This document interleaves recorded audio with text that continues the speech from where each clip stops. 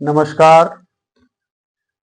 वीर लोरिक के ससुराल अगोरी किला से आपका स्वागत है। मैं पंडित करुणाकर नाथ मिश्रा, पुत्र स्वर्गीय निधिनाथ मिश्रा अगोरी, सोनभद्र में मेरा जन्म हुआ है। मैं वीर लोरिक और देवी मंजरी के विवाह व अगोरी किला के बारे में कुछ बताना चाहता हूँ। करीबन जैसा कि किले में अभिलेख भी है, कहीं लिखा हुआ है, और हमारे बाबूजी स्वर्गीय पंडित निधिनाथ मिश्रा जी मुझे जो कहानी बताते थे, उस कहानी के बारे में हम आपसे चर्चा करना चाहते हैं। अगोरी किले का निर्माण लगभग 17वीं शताब्दी में हुआ। कोई ऐतिहासिक प्रमाण तो नहीं है। भिन्न भिन्न विद्वानों द्वारा अपनी किताबों में जिक्र किया गया है, जिसमें डॉक्टर मनोहर पांडे जी, जो इटली के प्रोफेसर हैं थे, उन्होंने अपनी किताब में इस कहानी का जिक्र किया है। और यदि आप चाहें तो डॉक्टर अर्जुनदास केसरी के द्वारा लिखित जो किताब है, उससे भी कहानी के बारे में जानकारी ले सकते हैं। जो हमारे पिताजी बताते थे, वह यह बताते थे कि 17वीं शताब्दी में लगभग इस किले का निर्माण हुआ, और तब से लेकर के कोई ऐतिहासिक प्रमाण तो नहीं है लिखित में, लेकिन जो कहा जाता है, सुना जाता है, वह इस प्रकार है कि अगोरी किला में जो राजा था, उसका नाम मोलागत था। राजा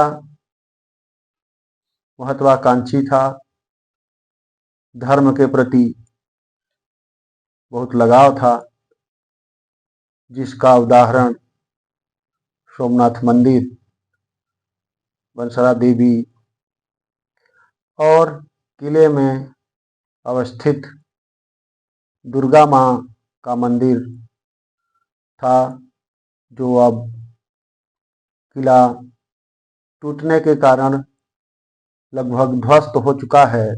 उसके स्थान पर किले के दरवाजे के पास एक दुर्गा माँ की शिला थी, जिसको कालांतर में लोग दुर्गा माँ के प्रधान मंदिर के रूप में पूजा अर्चना करते आ रहे हैं, जिसमें हमारे बाबूजी ने भी 27 वर्षों तक पुजारी का काम किया था। राजा मोलागत न्याय प्रिय के साथ काम लुल्लुक भी था, और पाशा खेलने का भी शौकीन था। यह जैसा कि कहा जाता है कि इसके किले के आसपास से जब भी कोई नई नवेली दुल्हन जाती थी, तो वो किले से होकर के जाती थी। राजा का पाप बढ़ता गया। कालांतर में जो माहर उनके मंत्री हुआ करते थे, उनसे जुए में समस्त धन राज्य जो उनके पास धन संपदा थी वो जीतने के बाद उनकी कोख को भी जीत लिया। कोख जीतने का मतलब यह है कि जो बच्चा पैदा होगा तो वो तो माहर का रहेगा, किंतु जो बच्ची पैदा होगी वो शादी विवाह कहीं लगाएंगे, जिससे शादी लगेगी यदि वो राजा को हरा देगा तो लड़की को शादी करके ले जा सकता था, और नहीं हराएगा तो वो स्वयं उसको अपनी पत्नी बना लेता था। यह बात माहर को अच्छी नहीं लगी। इस बीच बलिया के वीर लोरिक के वीरता के बारे में मंजरी को पता हुआ। विवाह योग्य होने पर माहर को राजा ने आदेश दिया कि पूर्व के जमाने में ब्राह्मण नाई के साथ में शादी तय करने के लिए लगाने के लिए जाते थे, और खोजते खोजते इस तरह का वीर खोजना था जो राजा मोलागत से मुकाबला कर सके। जो भी नाम सुनता वो शादी करने से इनकार कर देता। लेकिन बलिया वीरों की धरती, बागी बलिया में वीर लोरिक नाम उनके जो है वीर पैदा हो चुके थे, और उनके यहाँ शादी लेकर के नाई ब्राह्मण जाते हैं और सभी शर्तें वीर लोरिक के पिता को बताते हैं। तो पिता बोलते हैं वीर लोरिक के कि शादी हम करेंगे, हमारा ऐसा लड़का है जो राजा मुलागत को मार करके और लड़की ले आएगा। तो ब्राह्मण नाई को यह शंका हुआ कि राजा मोलागत जो शस्त्र विद्या में पारंगत, भारी सेना समूह से मुकाबला आम आदमी तो कर नहीं सकता। जैसा कहते हैं कि जब लोरिक अखाड़े में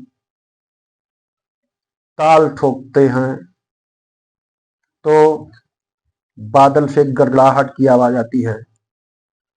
तो ब्राह्मण नाई पूछते हैं कि ये किस तरह की आवाज है। तो वीर लोरिक के पिता ने कहा कि आप घबराइए नहीं, यही वही वीर बेटा है मेरा जिसके ताल ठोकने से बादल गड़गड़ाते हैं। तो ब्राह्मण नाई को भरोसा हो गया और शादी का वर रक्षा, सुपारी इत्यादि जो भी था सौंप दिया जाता है, विवाह तय कर लिया जाता है। दिन तारीख निश्चय हो जाता है, बारात आती है, लेकिन उसमें शर्त था कि उसमें कोई बुढ़ा नहीं जाएगा, कोई भी बूढ़ा व्यक्ति बारात नहीं जाएगा। तो लोगों ने कहा कि भाई जवान आदमी को केवल जब अनुमति है तो बुढ़ा का करने जाएंगे। किंतु जो लोरिक के पिता थे उन्होंने कहा कि नहीं, मैं यदि नहीं चलूंगा तो तुम लोग युद्ध नहीं जीत पाओगे, क्योंकि शक्ति के साथ में बुद्धि का भी उपयोग होना आवश्यक है। तो पुराने जमाने में बड़े बड़े झांपा होते थे जो कांस या सीक का बनाया जाता था। अब तो प्रचलन में नहीं है, लेकिन झांपा कह सकते हैं। तो उसमें जब बारात नजदीक आती है तो लोरिक के पिताजी उसमें बैठ जाते हैं, और जो बाजा था तो वो जो बाजा था वो सिंह बाजा था, वो ढोल वाला बाजा।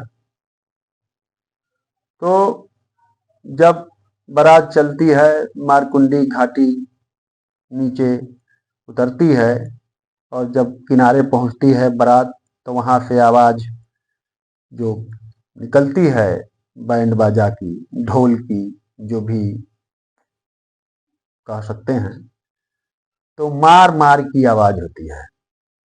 यह ध्वनि राजा मुलागत को पता चल जाती है, बारात आ गई। और वीर लोरिक के वीरता के बारे में भी उसको पता हो गया था। तो चूंकि सोन नदी थी, 3 नदियों के बीच में बसा हुआ है गोरी किला, अवस्थित है। अभी भी उसका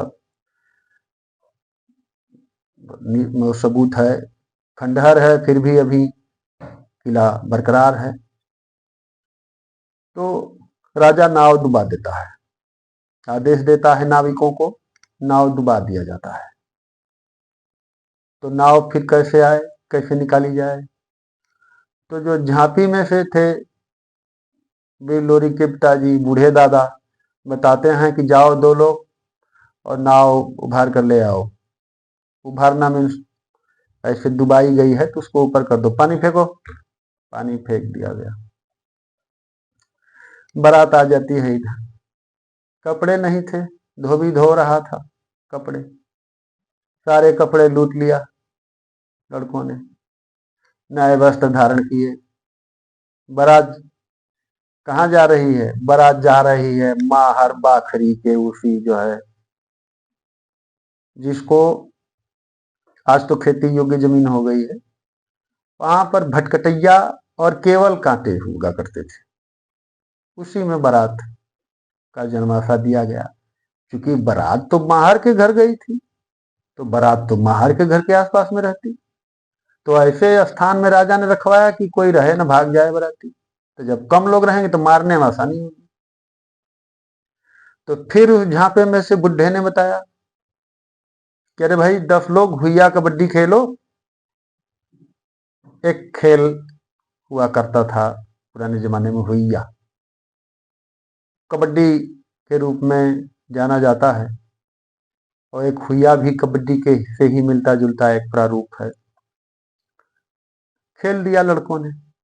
जब खेल होने लगता है तो उसमें न कांटा बचता है न कुछ, जवान लड़के रौंद दिए, सब खत्म, बारात जनवासे में आ जाती है। राजा ने बड़े जुगत किए। राजा लोहे के चने भेज दिए चबाने के लिए भोजन में। तो चूंकि झांपी वाले दादाजी ने चना साथ में रखा था, तो सलाह दिया कि अरे मूर्खों, लोहे का चना नहीं खाओ, ये वाला चना खाओ, ये सोन नदी है बगल में, फेंक दो, कौन देख रहा है, नदी में चला गया, खत्म, फेंक दिया। यही नहीं, एक पेड़ को पेंट करके, रंग करके कर दिया गया कि जो भी इसको उखाड़ देगा, यह भी शर्त है, नहीं तो शादी नहीं होगी, बारात लौट जाएगी। तो वीर लोरी के गुरु अजय ने भी ट्राई किया, प्रयास किया, लेकिन वो घायल हो गए, उनके नहीं उखड़ा। बाद में लोरी वीर लोरी जाते हैं और उसको उखाड़ करके फेंक देते हैं। लोग बताते हैं 1 बीघा में था वो पेड़ का पौधा, माने पेड़ जो था जड़ें 1 बीघे में थी। राजा को डर लगने लगा। उसने फिर अपने हाथी को शराब पिलाया। पुराने काल में जो लोग बताते हैं कि जहां पर आज प्राथमिक विद्यालय है, उसी के आसपास में शराब की भट्टी पर जो है हाथी को खूब शराब पिलाया गया। और हाथी ऐसा था कि वो शराब पीने के बाद में, मदिरा पान करने के बाद में किसी भी सेना के लिए घातक हो सकता था। तो वो शराब पीने के बाद नदी में पानी पीने चला गया। इस बीच चुपके से मंजरी और लोरिक चूंकि एक दूसरे से प्रेम करते ही थे, दुर्गा माँ मंदिर में प्रार्थना किया और माँ से आशीर्वाद लिया और यह सलाह भी दिया कि यदि यह हाथी पानी पीकर लौटा तो सारे लोग मारे जाओगे, पानी पीते समय ही इसको मारना पड़ेगा। वीर लोरिक जाते हैं और अपने तलवार से उसका सर धड़ से अलग कर देते हैं, जिसका प्रमाण अभी हथिया पखान वह पत्थर आज भी वहां पर स्थित है। इसको जो यहाँ के स्थानीय लोग हैं उसको जानते हैं, देखते हैं, समझते हैं। वहां पर तमाम नाव भी एक्सीडेंट पूर्ववत काल में हो चुका है। एन केन प्रकारेण राजा ने लोरिक को मिलने के लिए अपने किले में बुलाया, जहां पर सभी दरवाजे बंद कर दिए गए खिचड़ी खाने के लिए, और शराब रख दी गई, उसमें जहर भी रख दिया गया। तूतिया उस जमाने में लोग बताते हैं तूतिया हुआ करता था कि पिला दो, कोहबर में तो मर जाएगा। लेकिन ये सब ना करते हुए आखिर में राजा मुलागत का एक साला था, वह घोर पराक्रमी था। बीहड़ संग्राम हुआ वीर लोरिक और उसके साले में। बताते हैं लोग कि एक बार तो उसने लोरिक को मार ही दिया था, जिसे मंजरी देवी ने माँ दुर्गा की कृपा से उसे पुनः युद्ध के लिए तैयार कराया। तैयार हुए वीर लोरिक और उसके साले की भी हत्या कर देते हैं। इसके बाद में पूरी फौज घेर लेती है। फौज घेरने के बाद राजा से भयंकर युद्ध होता है। बिजुलिया खांड बोलते हैं, उस जो अस्त्र का नाम था वो बिजुलिया खांड था, जिससे युद्ध हुआ था, लोरिक ने किया था और राजा को भी मार देते हैं वीर लोरिक। इसके बाद में जैसा कि कथा प्रचलित है, कहानी में सुना गया, कहा गया है कि लोरिक वहां से चलते हैं और अपने घर को जाते जाते मारकुंडी घाटी में एक शिला थी, जिसको मंजरी ने यह कहा था कि पतिदेव हमारे और आपके प्रेम का निशानी यहाँ पर कुछ छोड़ना चाहिए। तो शिला को वीर लोरिक तलवार से काट देते हैं, जो अभी भी अवस्थित है, जिसको आप वीर लोरिक पत्थर के नाम से जानते हैं। हर साल वहाँ पर श्री गोवर्धन पूजा का आयोजन होता है। देश प्रदेश से यहाँ पर लोग आते हैं, भक्त। और अभी भी जो अवशेष है वह गोरी किला का पूरा अभी बचा हुआ भाग, जो आप दर्शनीय है। मनिया देवी का मंदिर, सोमनाथ जी का मंदिर, बंसरा देवी का मंदिर, अगोरी माँ का मंदिर, ये आप भ्रमण कर सकते हैं।